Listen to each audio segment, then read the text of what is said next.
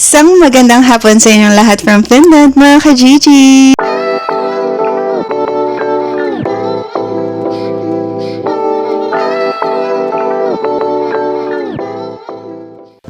Kamusta kayong lahat, mga ka-Gigi? Sana okay kayong lahat. Sana nasa mabuti kayong kalagayan. For today's video, nandito ako ngayon. Ginugulo ko ang aking mabuting kaibigan na si Ate Marites. Nandito ako ngayon sa bahay ni Ate Marites, mga ka-Gigi. Dahil kami ay mag-grill. Yan, kami ay mag-iihaw-ihaw.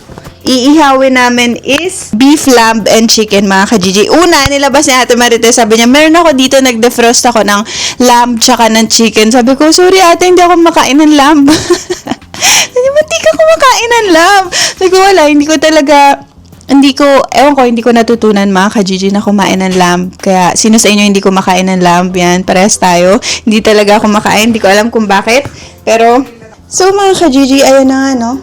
Tayo ay grill. Yay!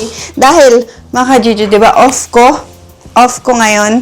Kaya, alam nyo, sobrang pagod yung katawang lupa ko, mga ka-Gigi. Hindi ko alam kanina. Gising na si Ziki, mga ka-Gigi. Hindi ko talaga kaya bumangon. Hindi ko alam kung bakit. First time ever nangyari sa akin to na 11:30 na ako nagising, mga ka-Gigi. Tapos parang ayoko pa, antok pa rin ako. Alam niyo yung ganong feeling? Hindi ko alam kung sobrang, kung fatigue ba yun or sobrang, alam niyo talagang, feeling ko talagang napagod talaga ako, mga ka-Gigi. Yan, kasi syempre, nagtatrabaho rin ako. Yun nga, meron akong work, mga ka-Gigi, at kinukuha ko yung mga work na yun kahit na 6 hours lang, 4 hours, ganun. Usually, ganun lang yung work. Pero, syempre, kailangan natin magtrabaho, syempre, mga ka-Gigi. At the same time, syempre, itong vlog natin ay nakakatulong rin. Kaya maraming salamat sa inyong lahat, sa mga nag-share ng vlog, mga ka-Gigi, sa lahat ng nagla-like, nagko-comment. Nababasa ko yung mga comment nyo, mga ka-Gigi. Sana mag-comment kayo kung nasan man kayong lugar ngayon habang napapanood nyo itong ating vlog. Ayun, nandito kami ngayon sa balcony ni Ate Marites kasi tayo ay, yun nga, mag-ihaw tayo. Ito yung kanyang grill. Tapos, ito yung mga iihawin namin. Yan. Tapos, syempre, meron tayong drinks. Itong drink na to, mga ka-Gigi, is, longkero, yung tawag dito sa Finland, or long drink, mga ka-Gigi. Siya, 5.5% alcohol. Yan. Magkakanin ka, magluto ng kanin. Kailangan natin mag-unwind, mga ka-Gigi. Syempre, ate! Si Ziki pala! Sige. Kanin. Tinatanong niya kung magkakanin ako. Hindi, mga ka-Gigi, hindi ako magkakanin. Kasi, ewan ko, lately wala akong gana kumain. Kasi meron akong iniinom na parang detox drink, mga ka-Gigi. At in fairness, malaking tulong siya, mga ka-Gigi. Alam niyo kung bakit, ha? Sasabihin ko sa inyo, mga ka-Gigi, itong suot ko, baka kasi makita, pero naka-shorts ako sa loob. Kaya, mga ka-Gigi, tsaka be-blurred ko na lang pag nakita ko sa edit. Kasi ako naman nag-edit ng vlog ko. Alam niyo ba, itong suot ko? Ha? Itong shirt na to, mga ka-Gigi. Babe. Tawagan namin ni Keng yan, mga ka-Gigi. Nung 2018, bago ko pumunta ng Finland, mga ka-Gigi, binili ko to sa Pilipinas. Nakalimutan ko na kung saan ko in-order. Pero binili ko to sa Pilipinas. Mga ka-Gigi, 2018. Sobrang nipis ko pa noon, sobrang payat ko. Pero ngayon kasya ulit siya sa akin, mga ka-Gigi. Super. Kahit pa paano, nag-lose ako ng weight, mga ka-Gigi. Kaya nakakatuwa yung iniinom ko na detox drink kasi nakakatulong talaga siya at effective talaga siya na mag-lose ng weight. Yan, sinabi ko sa inyo kung ano yung ginagawa ko. Kung gusto nyo, message nyo ako kasi syempre, not sponsored. Kala mo naman talaga, not sponsored yun. Pero ito, mga ka-Gigi, yan, ito, kasya ulit sa akin. So, siguro kung mapapanood to ni King, maaalala niya tong t-shirt na to. Hi, Dada! Tingnan mo yung suot ko. Babe, naaalala mo ba to? Itong shirt na to, nagpunta tayo nito, magpa-flash ako dyan ng pictures kung makikita ko, mga ka-Gigi. Nagpunta kami nag-cruise kami pa Sweden, mga ka-Gigi. Nagpunta kami Sweden. Nung sinuot ko tong shirt na to. Ito mga ka-Gigi yung grill namin. Meron kaming enoki to, di ba ate? Ay, no. Enoki mushroom, tapos broccolini or bimi. Bimi, di ba? Tapos, ay ito muna. Tapos meron rin kaming salad, tsaka watermelon. Sabi na Ate Marites, ang tamis daw ng watermelon. Tapos ito yung aming meat. Tara! Nilipat pa yan ni Ate Marites sa magandang plato kasi naiya siya sa vlog. Yan. So, meron beef, lamb, chicken, mga ka-Gigi. Ang bigat, ang bigat, ang bigat, ang bigat. Mga ka-Gigi, nagtapon pa nga tayo. Kuha sa Ate Marites ng pamunas. Pero, syempre, asan yung ano ko? Mawawala. Kasi nagtatali ako ng buhok. Mga ka-Gigi, baka. Yay! Ang ganda ngayon ng weather. Grabe, mga ka-Gigi. Kaya ganito yung ating suot. Naka-shorts ako sa loob, mga ka-Gigi. Kaya huwag kayo mag-alala. Dahil, hindi nyo makikita. Ang dapat makita. Charot. Hawakan mo muna. Chopstick pa. Ay, kasi hindi ko alam kung anong gagamitin mo. Yan, sige. Tapos, Oo, a minute na. Oil muna, no? Oo, didikit na.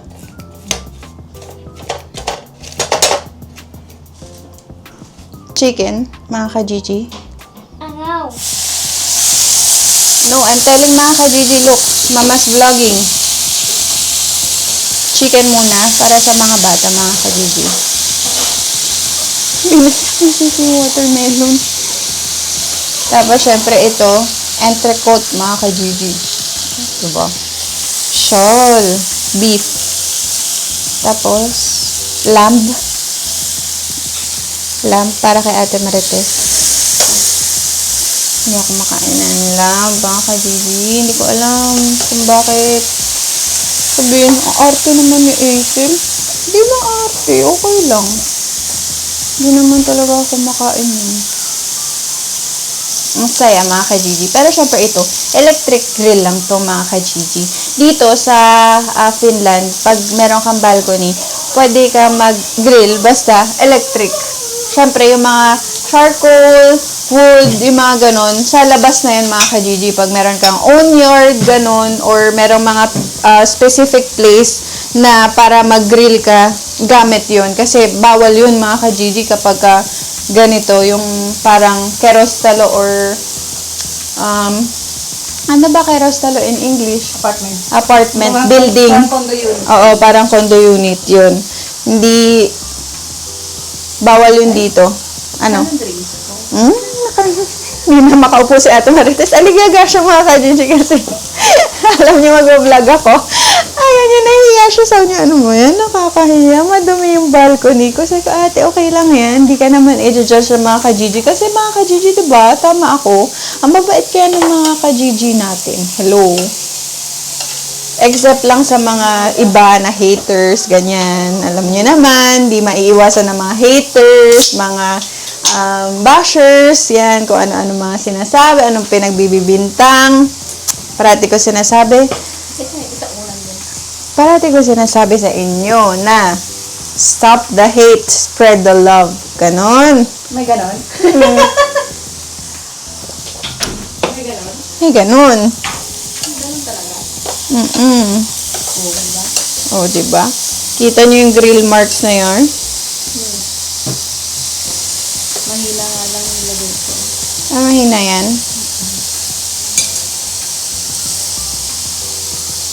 Broccoli. Pwede dyan?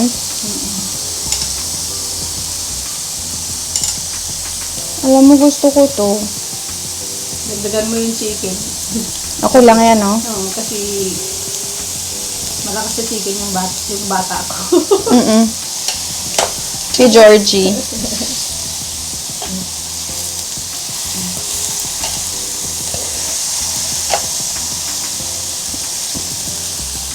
Malakas sa chicken ng aking kawarik.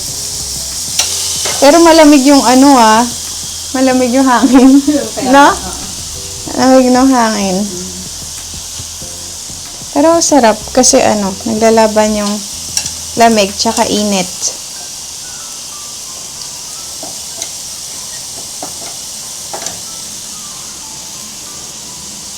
Kasi yung beauty na yun, mag-green. Aray ko. Mumute ka yan. Ako naman nag-edit yun. Ay! Aray ko! Naka-on. Naka-on. Pero, Ang sarap ng watermelon. Parang sumuha si Ipin ka.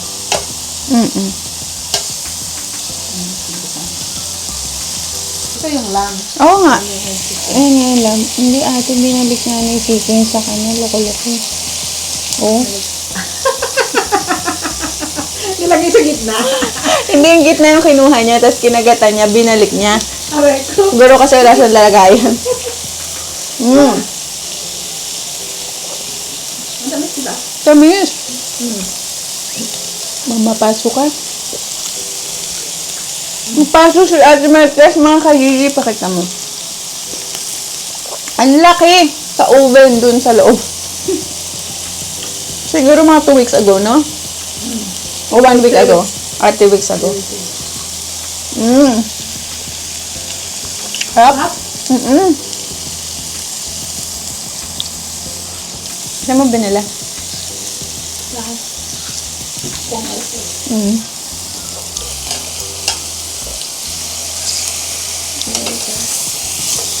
Ang panot na yan.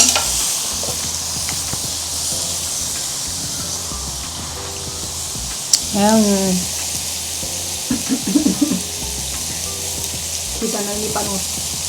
Ang bigat nga yan sa bag ko eh.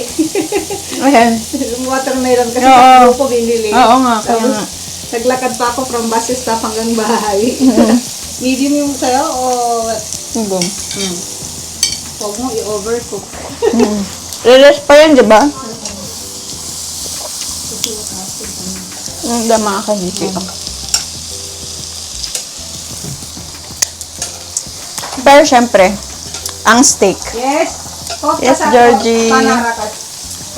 Ang Kosta sa pana. steak, syempre, kailangan pagkaluto mo, i-rest mo siya ng mga 2 to 3 minutes, no? Or 2 to 5 minutes. Para, syempre, paghiwa mo, hindi puro blood. Or, hindi lalabas yung, Hindi pinaka-ano niya. oo. Papa-juicy sa kanya. Oo. Para hindi siya mag-dry. Tama.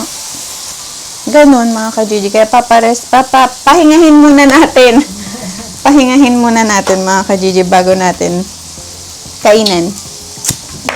Yes. Thank you, Lord. Thank you, ate, for... Ay, yung chili sauce. Ang sarap ng chili sauce ni Ate Marites, mga ka-Gigi. Ubus ko kaagad. Lagay tayo, Noki. Lagay ko.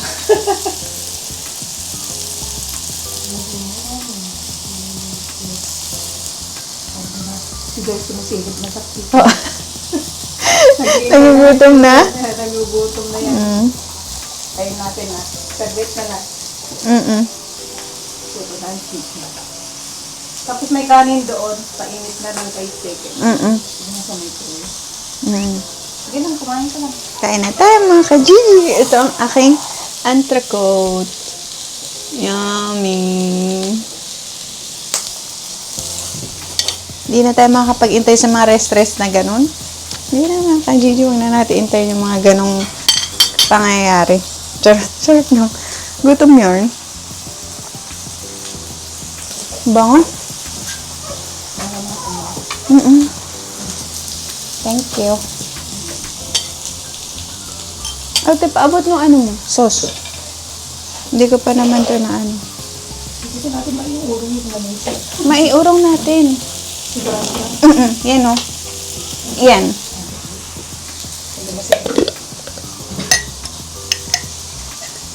Ano yan? Tzatziki? Sariling gawa. Wow. Tzatziki. Explain mo sa kanya ano tzatziki. Hindi ko rin alam eh. Turkish yogurt, cucumber, and mint, lemon. Ano no? Ano, parang yogurt. Yogurt sauce, oo. Turkish yogurt and cucumber. Okay. Spices.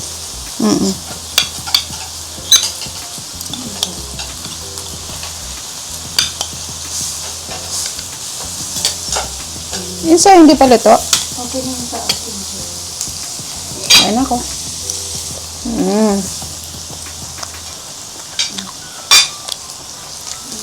Sarap.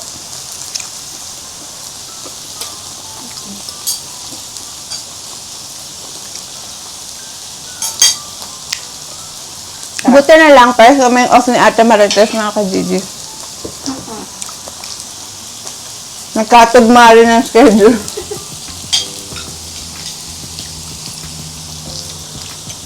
Ito mo chili?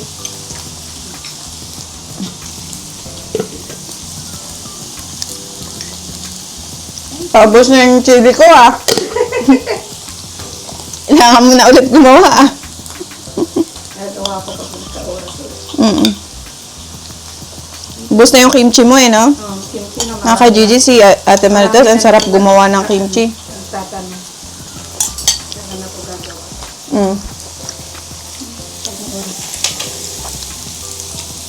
Sarap.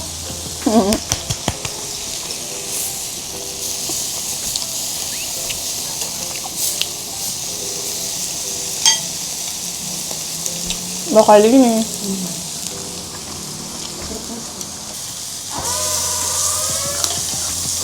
Pero kakain din tayo ng vegetables, hindi puro karne. Puro karne.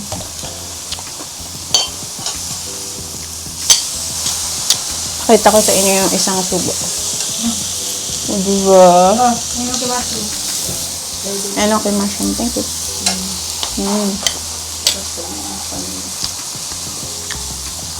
Gutom na si George, ate. Dali na bigyan ko ng ano. Ng chicken.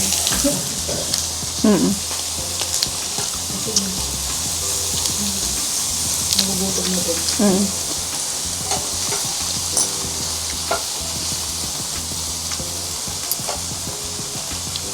Simple lang, buhay namin dito mga ka-Gigi, pag may oras. Tsaka syempre, summer, sinusulit namin.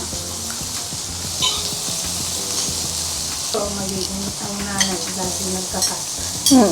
Pag-cut ko siya kasi ano. Sunod mo na si Zeka, ha? Oo. May pakpan.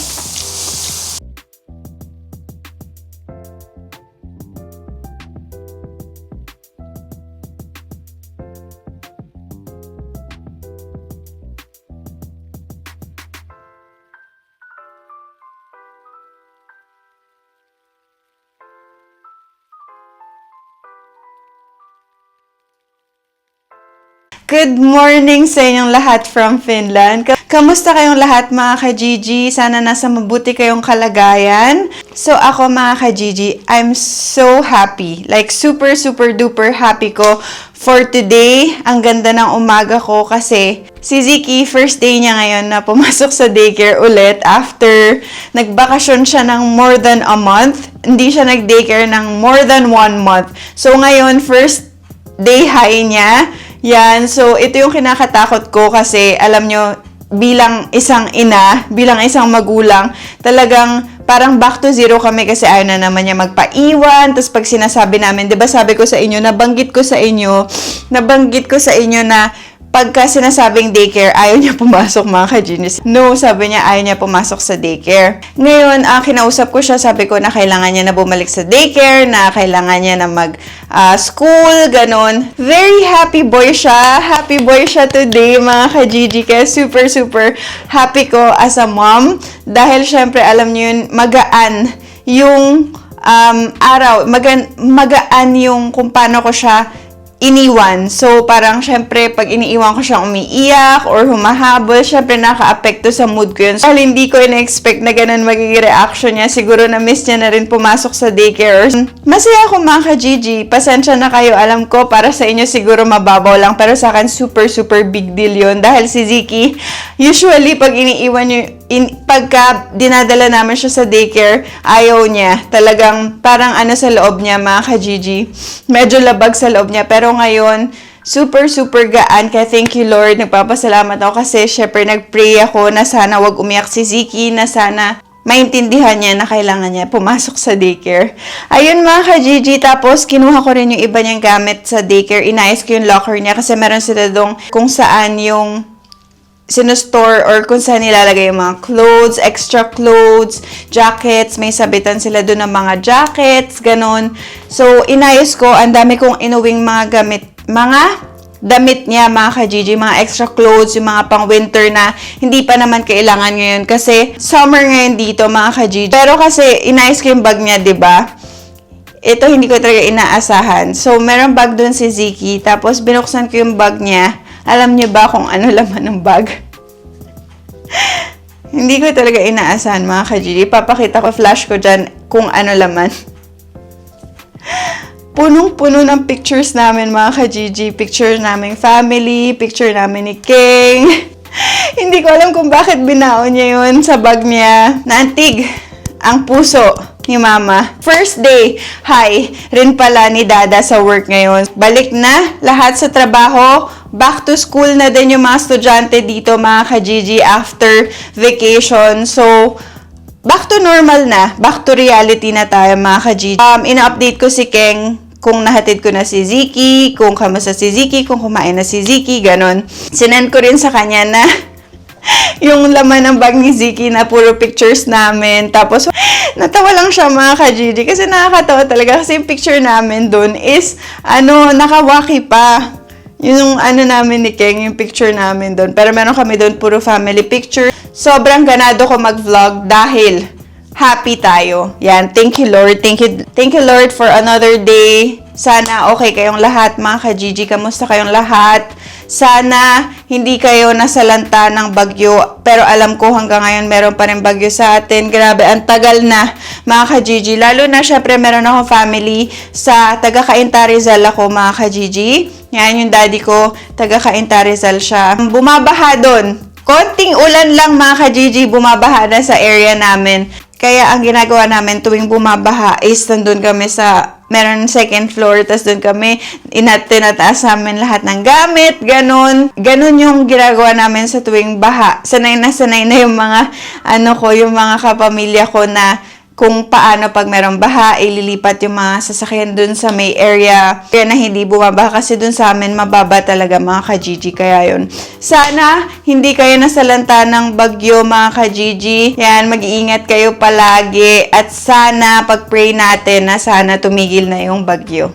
So, mga ka-Gigi, ngayon naman, iinom na ako nitong, iniinom ko to every morning and every night bago ako matulog. Ano to, mga ka-Gigi? Detox drink. Ito yung nakakapagpa-flush out ng mga toxin sa katawan. Yan. Pero, dito sponsored. Kaya kala mo naman talaga, hindi sponsored. Yan. So, ito, mga ka-Gigi, detox drink. Inom na tayo. Cheers! Ang sarap, mga ka-Gigi. Kaya ko tong straighten. Hindi siya yung parang tulad ng mga tea na mapait na ganon. Ito, grabe, sobrang sarap. Kaya ko itong inumin siguro 3 times a day. Pero ginagawa ko 2 times a day lang. Kung mapapansin nyo, hindi ko alam kung mapapansin nyo pero medyo nag-lose ako ng weight. Yan, kasi siguro dahil din dun sa iniinom ko na detox drink kasi nga, nafa-flush out niya yung mga toxin sa katawan ko. So, yun, kaya super ganda nito. Hindi naman ako talaga totally na gusto ko talaga payat na payat, mga ka-Gigi. Hindi rin naman sa akin bagay yung super payat kasi ayoko naman na pero syempre alam niyo nagpapaka healthy living nga tayo, kaya syempre yung mga kinakain ko iniingatan ko na rin, like as much as possible kumakain akong fruits, vegetables. Importante, mga ka-Gigi, talaga. Syempre, kung kunwari umiinom ka ng detox drinks tapos kain ka naman ng unhealthy foods. So parang feeling ko parang wala ring silbi. Kaya, syempre, kailangan kumain ka rin ng healthy food, ganon. Well, hindi ko naman to iniinom para magpapayat, pero para lang mailabas yung mga toxin sa katawan ko. Pero kasi ito talaga, mga ka-Gigi, yung puson ko is meron talaga akong puson. Dahil syempre, nanganak na ako. Yan. So, ito yung lang talaga yung problema ko. Yung pinaka lower belly. Yan, ito. Lower stomach. Mga ka-Gigi, puson. Kasi ever since naman talaga, since bata pa ako, mga ka-Gigi, maliit na yung aking waist. Tapos malaki yung balakang ko, mga ka-Gigi. Kaya medyo proportion yung katawan natin. Thank you, Lord. Yan. So, ang problema ko is Yung aking arms, yan, medyo yung arms ko talaga, mahirap siya paliitin. Tsaka legs sa akin, malaki mga ka-Gigi. Itong hita, malaki sa akin. Tsaka itong braso. Tsaka medyo yung ano ko, chubby cheeks talaga ako mga ka-Gigi. Nung bata ko, alam niyo ba kung ano tawag nila sa akin?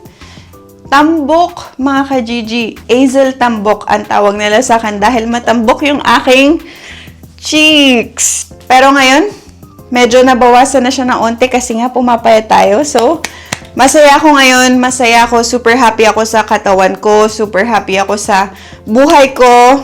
Overall, mga ka-Gigi, masaya ako. Kahit na meron akong mga pinagdadaanan, mga problema na kinakaharap. Pero, alam ko, hindi niya ibibigay sa akin to kung hindi ko kakayanin. Kasi, feeling ko, binigay niya na sa akin yung pinakamahirap na pagsubok. Which is, yun nga, nawala yung daddy ko. Si Daddy Nelson, mga ka-Gigi, yun yung pinaka malaking pagsubok na binigay niya na nakaya ko. So, nagpapasalamat pa rin ako kasi andito pa rin ako. Bumangon pa rin ako mga ka-Gigi at bumabangon pa rin ako araw-araw. Hindi natatapos yung pagluluksa ko everyday mga ka-Gigi. Kahit nakikita nyo, happy ako. Kahit nakikita nyo sa camera. Sa camera lang yan mga ka-Gigi. Pero pag ako na lang mag-isa, wala nang nakakita, walang ibang nakita kundi sarili ko at siya lang. Anyway, mga ka-Gigi, tignan natin kung saan tayo makakapunta ngayon. Pero, alam nyo ba, ang dami ko ng bote. Ito na, mga ka-Gigi, ang ating mga bote.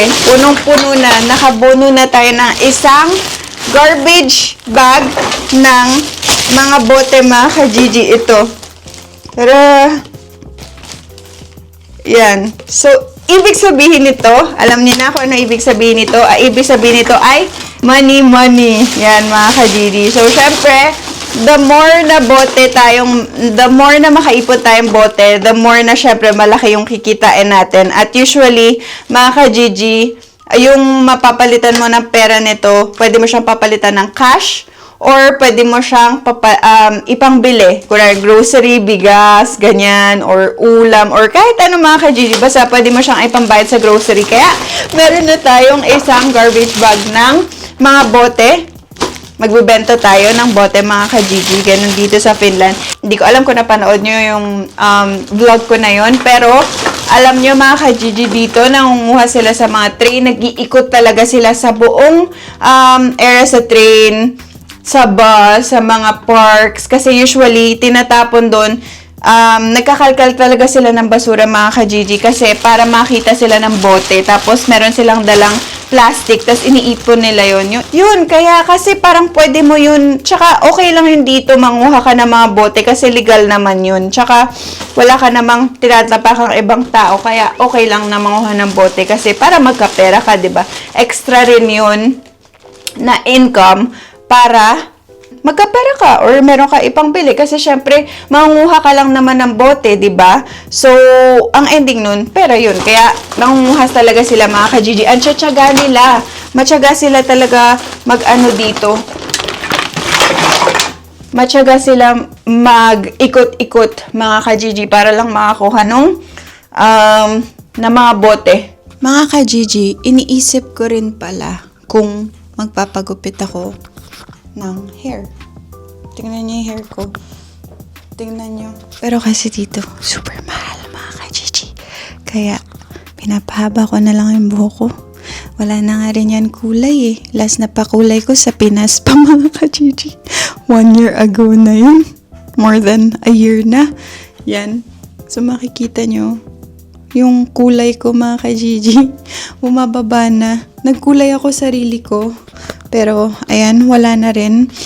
Mga ka-Gigi, meron na akong isang puting buhok. Hindi ko siya mabunot. Hindi ko siya mabunot kasi hindi ko makuha yung isang buhok lang. Yan, so masama yung ibang buhok. So, mga ka-Gigi, tingnan nyo, super haba na ng buhok ko, diba? Ang haba na niyan. Tingnan nyo, papakita ko sa inyo, ha? Tingnan nyo, ha? Tingnan nyo. Abot ko na yan siya dito. Abot ko na yan siya. Oh, ano na siya hanggang bewang na. Kaya kung kunwari kulay ako ng buhok, mga ka-Gigi, super mahal nito dahil mahaba yung buhok ko. Siyempre, binabase dun, di ba, kung gaano kahaba yung buhok. Ganon rin, siyempre, mas mahal dahil mas marami silang gagamitin na product. So, iniisip ko kung kailan yun, kung kailan tayo makakaluwag-luwag, pero magpapagupit muna ako, mga ka-Gigi. Siyempre, kailangan i-trim din yung mga dulo-dulo dahil marami na yan mga split ends. Yan. So, medyo magpapabawas lang ako. Tapos, alam nyo ba kung gaano kamahal magpakulay dito? Ha? Sasabihin ko sa inyo, aabot ng mga 300 to 400 euros, mga ka-Gigi. I-calculate natin. Kung 70 pesos ang palitan, 70 pesos times mga ka-Gigi, more or less 30,000 pesos ang magpakulay dito. At treatment or haircut, mga ka-Gigi, kasama, hindi ko alam, wala pa dun. Pa-color lang yun, mga ka-Gigi. Kaya, di bala na lang, tayo na lang, magdi-DIY na lang tayo, mga ka-Gigi. Sa shop, magkano ang kulay ng buhok? Siguro mga 11 euros, mga ka-Gigi. Compare mo sa 400 euros or 11 euros. 11 euros na lang tayo. Tipid-tipid tayo, mga ka-Gigi. Yan. So, tinatanong ko lang sa inyo kung mabagay ba sa akin na mahabang buhok. Or paiksian natin, mga ka-Gigi. Ano sa tingin nyo? Comment kayo.